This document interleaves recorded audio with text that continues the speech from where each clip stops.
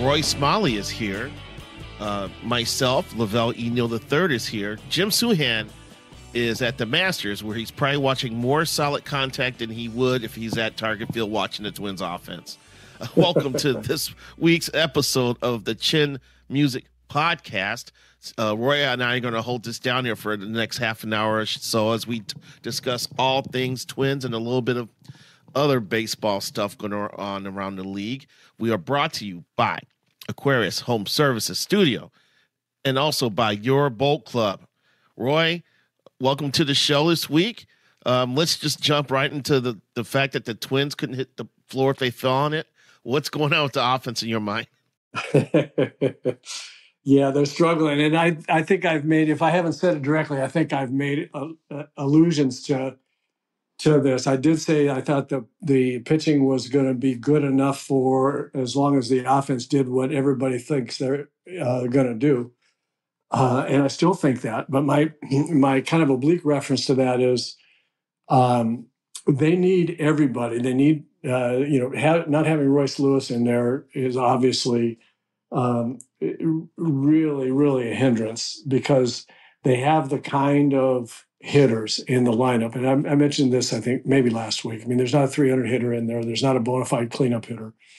You know, they're going to be up and down. They're down right now, and it has been because they're the kind of hitters that will go through, these extended periods of just really not swinging the bat well. And Byron Buxton is like that, and Kepler is like that, and Julian has been like that, and those are the guys they're really. Jeffers is like that. Those are the guys they're really counting on, and if they aren't getting three of the four guys swinging it well, they're going to have trouble scoring runs, especially against upper caliber pitching. So they need everybody.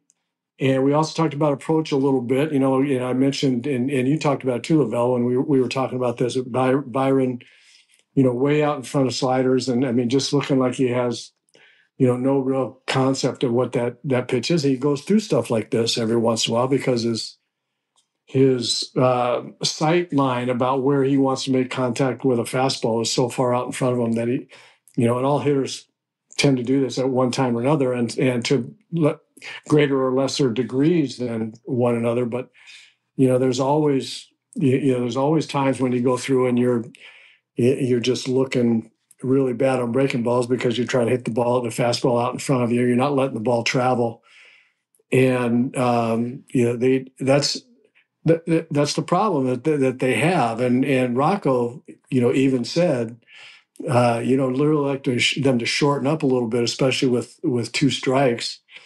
And you got to take a stand one way or the other. You have to say, look, we got a home run hitting team, and we're going to live and die by home runs and strikeouts. And that's just hitters can't really adjust nowadays with how good the pitching is and all that and what they're trying to do. Or if you're going to say, well, with two strikes you can shorten up, well, then that leads to, right from the very beginning of it at bat, if you're not feeling good, you can let the ball travel, take the inside pitches, and let the ball travel, hit the ball up the middle in the opposite way, especially early in counts with runners in scoring position. I mean, you don't need a home run all the time. Home runs will show up. It's just a truism for all of us hitters that, home runs aren't hit, they're thrown. And home run pitches show up, and good hitters, allow those balls to go out, those cookie pitches to go out of the ballpark. But you can't manufacture it. You can't go up there, especially runners in scoring position, and say, I'm going to get a fastball, I'm going to hit it to my pull field when you're not feeling it. So they're going to run through these things. This won't be the last time. Hopefully they'll come out of this soon. Julian hit the ball to the opposite field twice for home runs. That was a great sign. Correa's swinging it well. But especially in Royce Lewis's absence, they need guys to have better at bats. Right. And they tried Willie Castro at third, and I think Willie has one hit on the season. He leads the team in strikeouts, which he just can't do. He's got to put the bat on the ball and get on base with use his speed. They call Jose Miranda Give him a couple of shots. He's playing 2 games yet, still looking for his first hit. But there are just some other weird numbers with this offense, man. Last in batting average, the last in runs scored, last in home runs. Before he went on the IL, Max Kepler had a negative 56 OPS plus, which I didn't know was possible. Kyle Farmer has not had a hit yet, but he leads the team with 2 stolen bases. So there's just some weird stuff going on with this offense. Does it smell a lot like last year to you? Is this a different type of funk? No, it smells a lot like last year to me, and the reason is what I just rambled on about a second ago. This is the kind of lineup they have. These are the kind of hitters that they have, and it's going to be that way. Kind of like you remember I don't know if you took trigonometry in high school, but this it's just a sine wave, right? I mean, it's a wave up and then a wave down and then a wave up and a wave down, and when you have hot guys that are going to hit from 240 to 280, and everybody pretty intent on hitting the ball out of the ballpark, you're going to have the down parts of these sine waves often just as much as the up waves, and I think that's what we saw last year. And last year, what happened in the second half of the season, Kepler got smoking hot, and literally carried the club for a lot of it. And there were enough other guys who finally kind of got it going a little bit. So they maybe not not as hot as Kepler, but sure supportive of what Kepler was doing. And I imagine we're gonna see some of that same kind of action this year. Yep, exactly. Let's stop talking about the offense because we're just going to have to wait for them. Maybe this is the annual thing where the first 2 months of the season are just going to be woof, and then they get hot for the last 4 months when Royce Lewis comes back and some other things kick in, like Matt Wallner makes a little more contact and Ryan Jeffers gets on track. Because there's so many guys who aren't on track now that you can't expect this to continue over the long haul. But we will talk about Carlos Correa right quick. I want to get your thoughts on that. And you contributed to a Patrick Royce column touching on the subject. Roy, I am not used to seeing a shortstop go down the right field line and get involved in the relay play. Not only that, how far Correa went to get the throw from right field against the Dodgers, that bang-bang play in which Shohei Ohtani was thrown out at home plate. In terms of degree of difficulty there, Roy, scale of 1 to 10, how high was that one? Well, it was a sensational play, but I will tell you that from a degree of difficulty, for a guy like Correa, it wasn't his, in his top 10. I mean, he's got this cannon for an arm, right? And so if you're the manager, you're always looking for a way to use that. And when I played shortstop for Mock here at the old Met, I would go out on all relays. I didn't go down the right field line, but I would go everywhere from kind of straightaway right field to right center, all the way around to the left field line. Because I had a great arm, and Mock wanted me to be the one turning that relay or throw around. And Carl's the same way. He's got just a rocket for an arm, and with left-handed hitters hitting, he's playing almost directly up the middle, so it would allow him to get to the right field line. I mean, it's positioning is totally different now, and so absolutely, you got a guy that has that kind of talent to get the ball out of his glove and throw a rocket and throw it accurately, like he did on that play. I mean, he can do that day in, day out. That's just who he is, and good for Rocco to have him. When he's playing right behind second base or close to right behind second base as he can legally be, he can get over there. The ball rattles around down there in the corner, and he gets lined up, and that's your best shot. Having said all that, I mean, it sounds like I'm not impressed. I am. I'm just used to him being.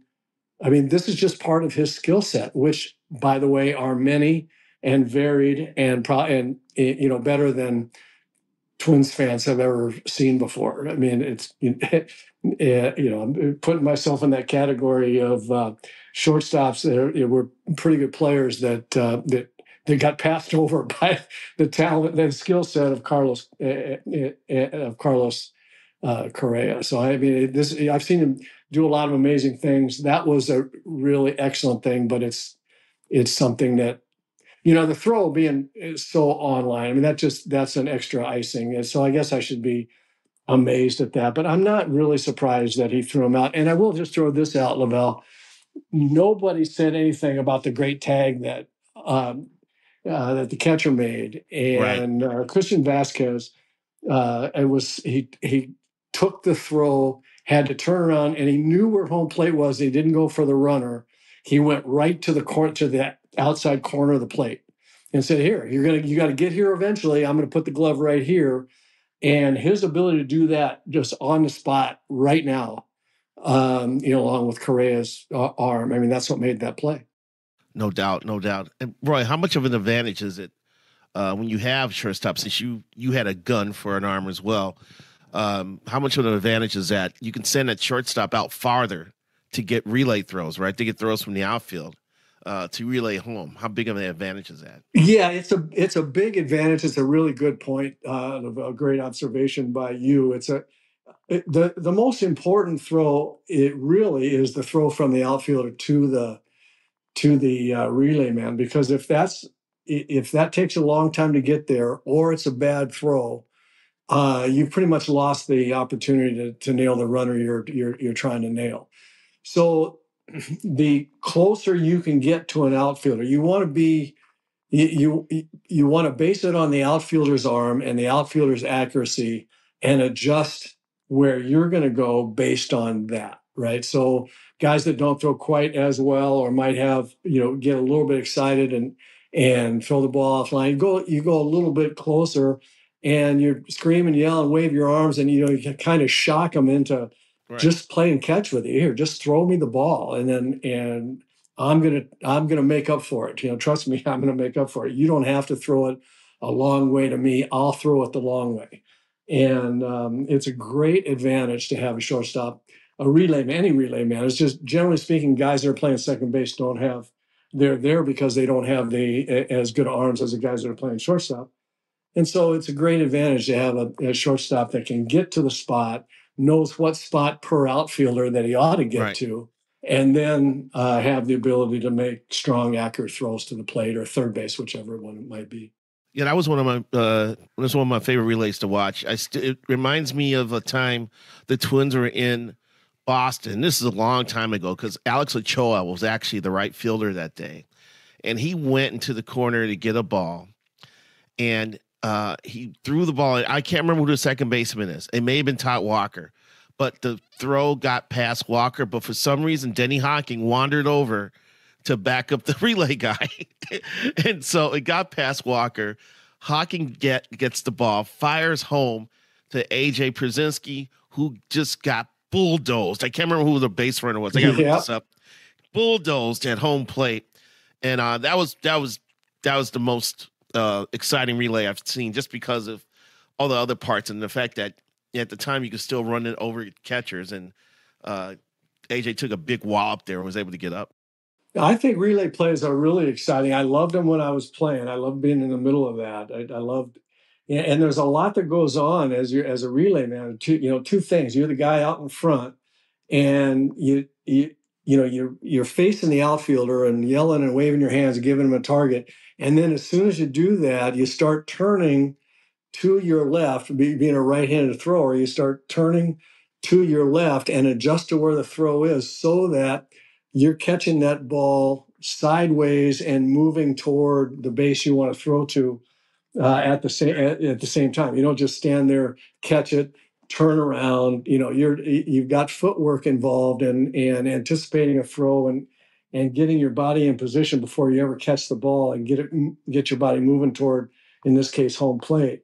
Great stuff, Roy. Before we move on to our next subject here, a word from our sponsors. Since winter was spring, I guess that means spring will be summer? Yes, our hot, muggy weather will be here soon. Scott for Aquarius Home Services. Now is the time to schedule your AC tune-up. And for a limited time, enjoy 50% off the regular price. From tune-ups and repairs to new system installations, you'll enjoy amazing professional service and no surprise upfront pricing. For a worry-free AC, visit AquariusHomeservices.com today. Aquarius, earning the right to be recommended. Got the winter blues? Start planning your summer. Plan on fun and get out in the water with your boat club. Your boat club offers boat club memberships and daily rentals with access to over 40 bodies of water and over 400 brand new boats to enjoy. Whether you want to cruise on a pontoon, create waves in a speedboat, or reel in a big one on a fishing boat, your boat club has got you covered. Unlimited boating memberships are available now, starting at just $1.99 a month after a one-time initiation. Life is better on the water. Find out more today at yourboatclub.com. Okay, Roy, since we're on a roll about defense, want to get your thoughts. Carlos Correa, the Twins' best shortstop in club history. Not, that's a big statement to make for a guy who's only been with the team a couple years. I covered Greg Gagne when he was with the Royals, so I know how steady of a reliable of a shortstop he was. Zoilo was great in the 60s. What are you thinking about Correa in the pantheon of Twin shortstops? Yeah, he's the best. I think he's the most talented in the most kinds of ways. And there's two kinds of best, right? It's the guy who plays there long enough and accumulates all of the accolades of being good year in, year out, and Carlos hasn't done that yet. But just what he's done in the years that he's been here, what he's shown it's just I don't think I think it's basically been what I read and what people talk about. It's been Zoilo and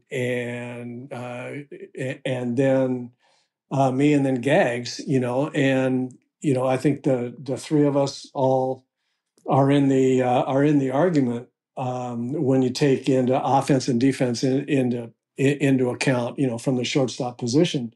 Gagne, quicker, faster, better range than I. I was a better offensive player and had better numbers than Zoilo, but Zoilo's numbers basically were just because he was erratic and hurt some. The MVP season he had was as good a year as any shortstop's ever had. So, there have been good players play there for 5 or 6 years minimum, and but none of us could do what Carlos Correa can do on a day in, day out basis. And, I should explain, all the reasons that there are, but I firmly believe that all of his skill set, all the things that he can do, is kind of like talking about a 5-tool player. There's probably 5 things we can put together to say, okay, what about this? What about that? What about that? There's 5 things that he does all, as well or better, mostly, than anybody else. No doubt. And once he starts hitting, he's actually off to a good start to plate too. Then it's weird how your defense gets more praise the better you hit. The Gold Glove Award is kind of weird and how. Yeah, it's really true, isn't it? Yeah. Yeah, there was a year that Rafael Palmeiro got a Gold Glove at first base and it played like 26 games at first and the rest were DH, Yeah. Offense comes into play more than it should. Hard to figure, but I'll just briefly, let me kind of enumerate those 5 things about Correa.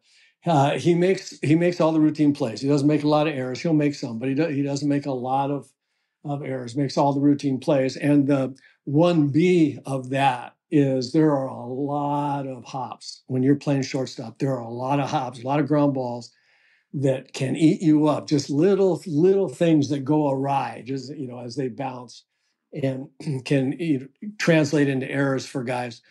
Correa makes those plays, and people don't really realize how tough some are. They look routine because they're hit relatively right at them. The hops that he was picking are not that easy.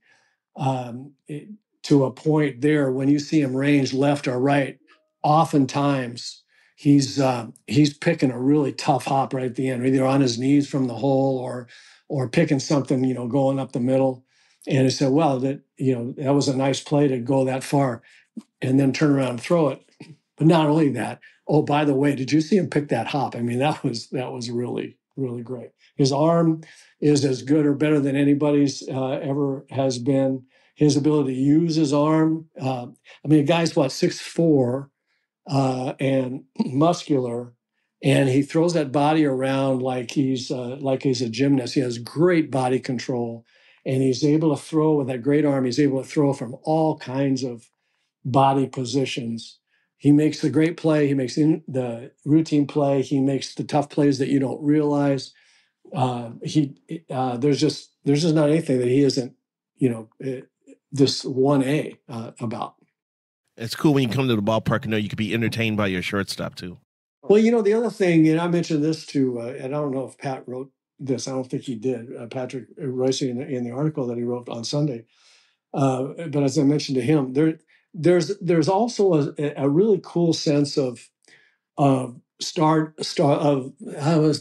just stardom, of legitimacy when you've got a guy that's the best shortstop in the game, arguably, and he's your guy. He goes out there. You go out there and you're playing third or second or first in the outfield, and you look there and you say, okay, I've got Byron Buxton playing center field, and I've got Carlos Correa playing shortstop.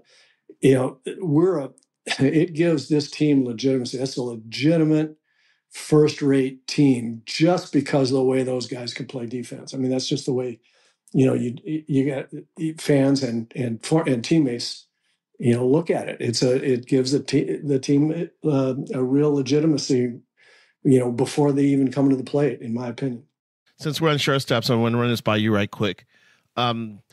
The other team in town last weekend were the Los Angeles Dodgers, and their shortstop is a guy named Mookie Betts, who is probably a Hall of Famer as a right fielder, but the Dodgers are so screwed up in the infield that they've asked Mookie to play short. So you got Mookie at short. The third baseman is not a good defensive player. Their second baseman, Gavin Lux, is barely average. And you put Mookie in between those two guys. What do you think about the fact that a guy who doesn't have any experience playing the infield is playing the infield on a major level now? Well, we all know that Shohei Ohtani is doing things that no one's ever done, with pitching and hitting the way he has done it to this point.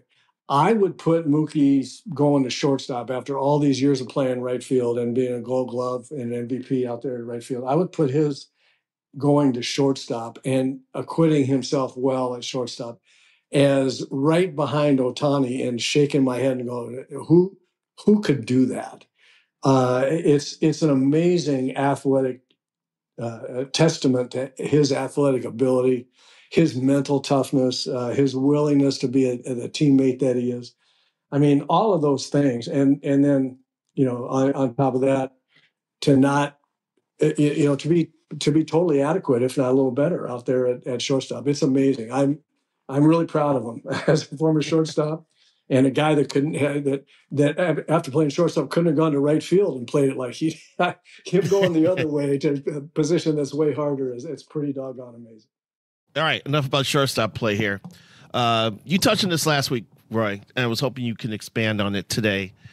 Hope for the Twins rotation. I think we've been wound up about someone taking over for Sonny Gray, or at least trying to live Sonny Gray's life this year.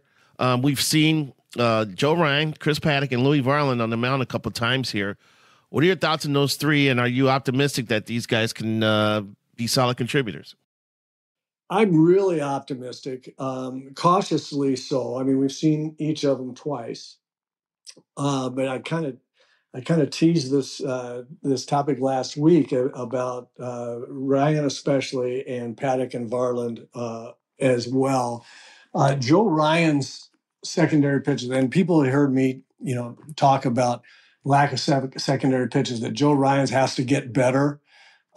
His arsenal of secondary pitches has to get better for him to take the next step. Louis Varland, I was saying I liked him better as a reliever because I didn't think his secondary pitches would play. And with Paddock, I think you had the right call. he's one of the most intriguing guys because of the stuff we saw end of season last year. And can he really translate that out on the hill as a starting pitcher? So after 2 starts, here's what I would say. With Joe Ryan, wow. That's hard slide. He's throwing a slider, big cutter, whatever it is, at 89, 90 miles an hour.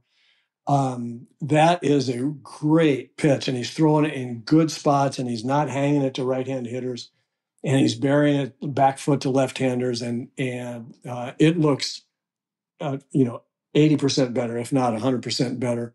His changeup, he's throwing hard as well. The split finger, he's throwing harder as well, which he needed to be able to figure out how to do. That looks really good. He hung a changeup the other day to a right-handed hitter when he pitched it at home. Was the only runs that